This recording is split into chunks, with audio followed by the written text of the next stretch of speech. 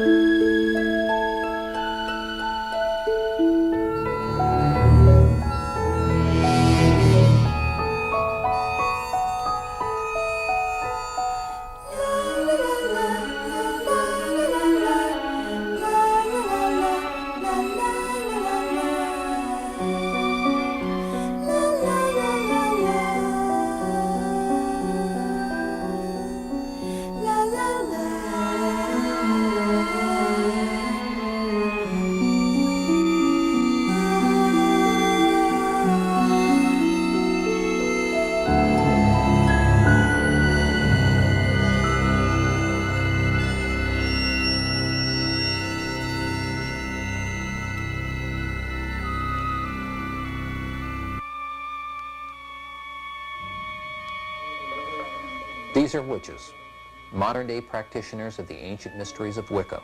They are pagans. They do not believe in Christ. They worship various deities depending on their cult or coven. They do not turn people into frogs. They do not worship the devil. They do not fly across the sky on brooms. They worship the forces of nature and perform some magic, but their primary principle is, "And ye harm none, do what ye will." In other words, do anything you want, but don't hurt anyone. A witch is a practitioner of the old religion. She's a person, she or he is a person who has embraced a particular ethical code and recognizes nature as a divinity. Secondly to that, a witch is an initiated person, a person who has gone and learned witchcraft from another person who knows witchcraft, who has then conferred initiation upon that person. There are an awful lot of people that feel that you get witchcraft like the measles, that you just catch it, or you wake up one morning, or because your great-grandmother was a witch, you're a witch, or because you demonstrate some basic psychic ability, that makes you a witch, or because you read tarot cards, or because once you found a Ouija board in an attic and tried it, that makes you a witch. And none of those things make you a witch. The practice of magic makes you a magician and not a witch. Now, why are witches so secretive? Because of the censorship of the Christian community. If my neighbors knew I was a witch, I would get rocks through my windows, even though I've never harmed anyone with witchcraft or in any other way. Now, are you Satanists, and do you deal with the devil? We didn't even have a devil before Christianity sort of pirated our haunted god in order to, it was a political move to make witchcraft look bad. We don't have any devil in our religion. None of the ancient religions have a devil. It's a relatively new concept. It's 2,000 years old. The word devil itself comes from the word deva, which means little god. If they do worship the devil, they definitely are not Wicca. How does one become a witch? Do you have to be born into it? Some people feel that, that witchcraft is something that's translated through the genes. That if your mother practiced, then somehow your genealogical makeup entitles you to be a witch, and that's simply not true. We spent many years basically reading, and when we were finally accepted into a study group to study Wicca, it takes a minimum of a year and a day before you can even be initiated, and thereafter it's continuous study. Do you make potions, and do they work? We do make potions and use potions. But it's not actually the potion that does everything, it's what we have to channel with it, the energies that go along with it. Our energy is added to it and added to the effectiveness, but a whole lot of the things that medical science uses is real weird to the people who find out what their doctor put in that prescription bottle. Witches use a circle to worship in. There are no temples, nor are there any churches. Wherever a coven draws a circle is where the worship takes place.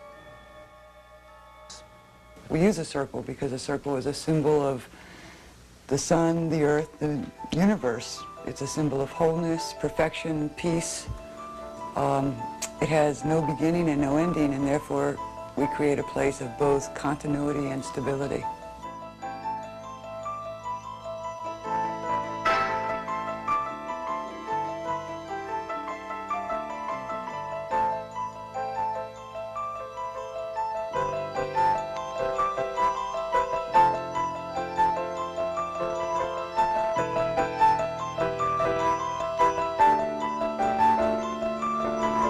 Yes, witches really do have special brooms. One of the special characteristics of these brooms is not flight, however. That is a myth that originated from the fact that all witches carry brooms to the meeting of the coven. Pretty soon the gossipers had them flying across the sky on them. The witch's broom is the symbol of universal creative energy. Some witches charge their brooms with special powers, but none have gotten them to fly quite yet. Now, why would you choose witchcraft as a religion? People think of witches only as casting spells, working only in spells. Well, as I think we've covered this too before, where we call it magics. And of course that doesn't necessarily, you can do magics without being a witch. But a lot of people think this is the answer to it. I personally was looking in witchcraft for a coherent moral code, an ethical code of behavior. I was looking for a philosophy that would place myself into the perspective of the world that I see around me. This one is directed more towards the individual who is the only one that is hiding his identity from it. Why the hood? It's a question of prudence. I'm unwilling to be public because I'm unwilling to take the consequences of that. That's it. Another answer to that question is right away. Why do they hide their identity? Because if someone says, and it's just in a topic of conversation, you're talking to someone, and they find that you're a witch, or you say, well, okay, I am Wicca. Right away, they're terrified, they're shaking in their boots. You're going to zap that person. You're evil. Perhaps if people know us, they won't be scared of us anymore, and I won't be getting rocks in my windows. This country was founded on the principles of religious freedom. Now, when we guaranteed these freedoms, we didn't omit certain religions, we included them all. Now, Wicca is a religion. Though it may not seem this way to the subjective Christian mind, it is nonetheless a religion. I have learned that a lot of my stereotypical views of witches were wrong. They seem to worship the forces of nature and the deities connected with it. If you'd like more information on witches, witchcraft, or Wicca, write to KAM, P.O. Box 34464, Bethesda, Maryland, zip code 20034. Dave and Linnea will be right back.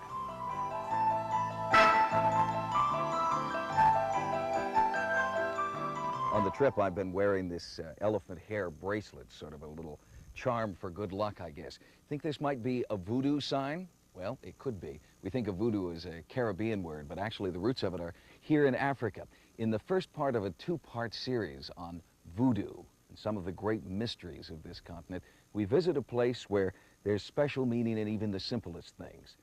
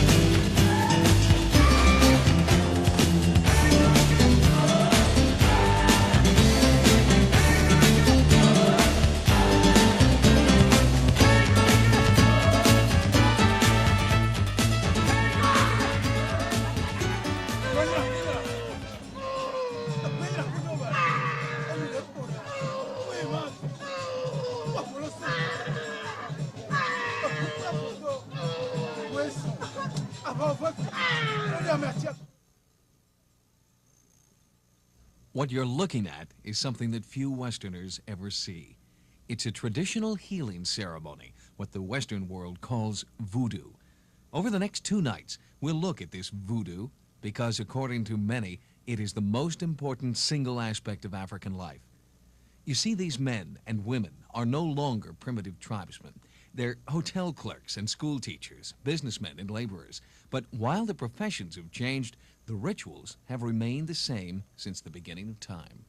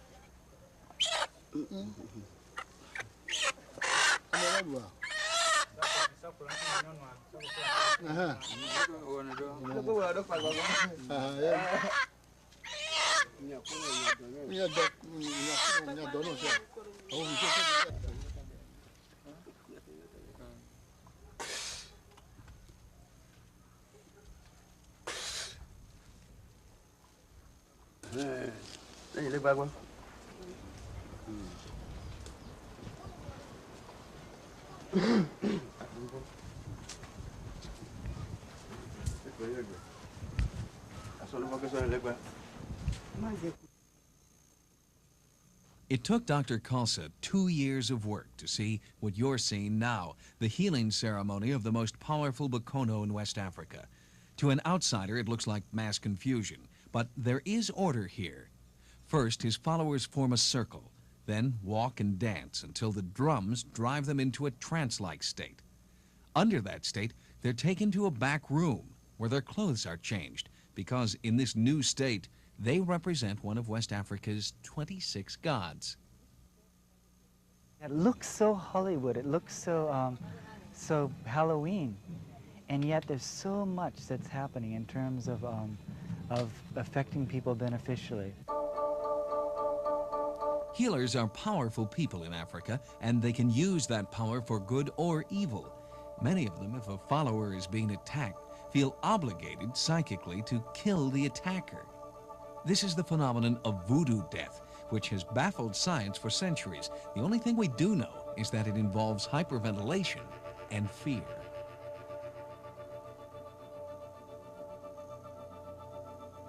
The healers here are masters of herbalism, almost all of them. Plus, they're masters of dealing with subtle energies. They've studied, many of them, from 12 to 15 years, very intensively, with a a meditation, a discipline like the most stringent yogic practice. And they've learned about the flow of energy in the bodies very much like acupuncture. They've learned about how our movements affect our well-being. They've learned how sounds, just as a soprano can break a crystal glass with her voice, they know that certain sounds have particular effects on our organism. They've mastered that science in a way that people in our culture haven't mastered it.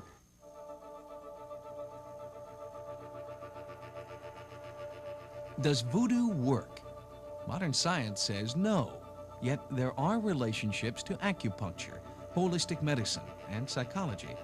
Tomorrow night, we'll look at one case. According to this healer, this woman is cursed, her spirit captured by past lovers. Tomorrow, we'll look at her cure.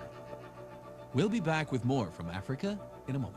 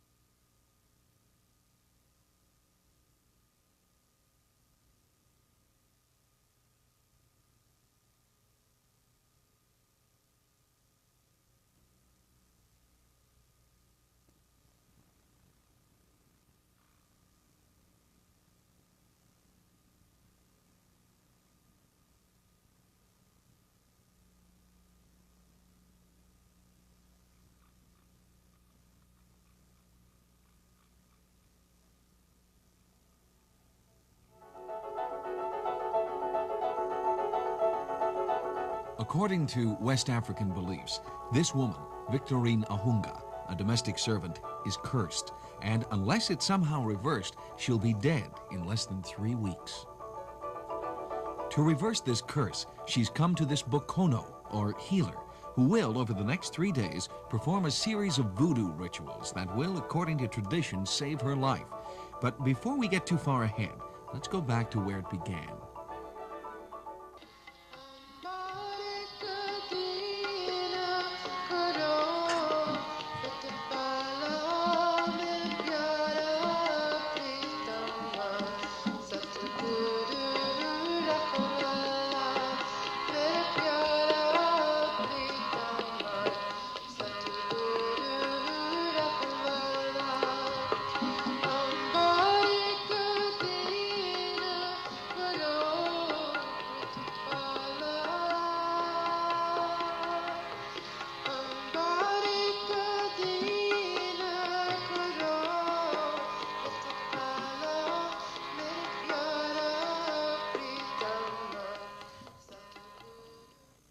That night, we followed Sarah Guillen and the Bokono to the beach, where the first ritual takes place.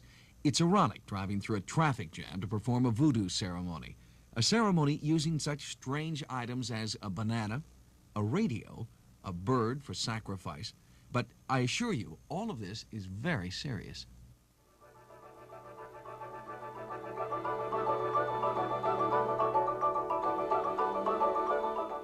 The healer had never met her before, and I'm sure he had no knowledge of her.